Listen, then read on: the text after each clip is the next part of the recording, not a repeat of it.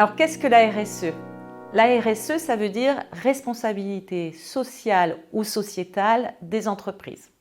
Alors ça veut dire beaucoup de choses, mais très simplement, ça veut dire qu'une entreprise est responsable de ses impacts vis-à-vis de la société, vis-à-vis de l'environnement, de la planète, et que dans ses actions, elle a également des moyens d'agir et de diminuer, de limiter ces impacts-là.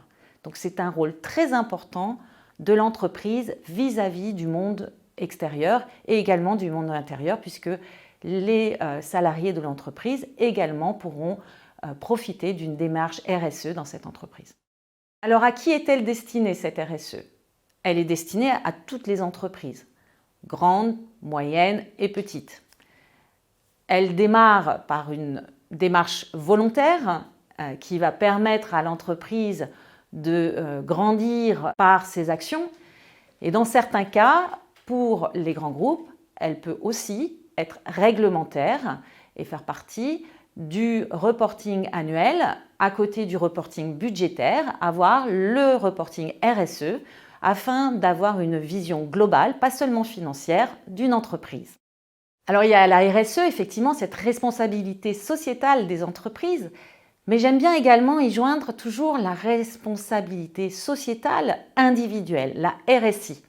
Car en tant que salarié d'une entreprise, on se doit également de prendre cette responsabilité pour nous et se demander que puis-je faire dans mon entreprise pour également accompagner cette démarche-là, à la fois dans mes actes au sein de l'entreprise, avec mes collègues, mais également dans la vie quotidienne, je peux aussi prendre conscience de mes impacts et de voir comment je peux les réduire.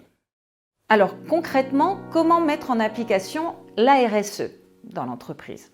Entreprise de construction, par exemple, on doit concevoir un ouvrage.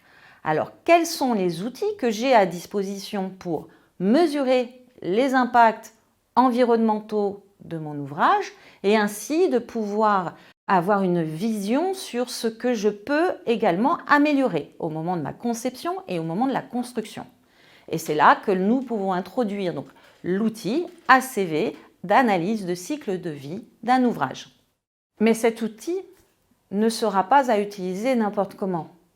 D'abord, il est important de savoir quelles sont les hypothèses de base que vous avez à poser pour votre ouvrage. Quel est votre contexte, le territoire par exemple? Quelles sont les ressources que vous pouvez trouver à disposition sur ce territoire?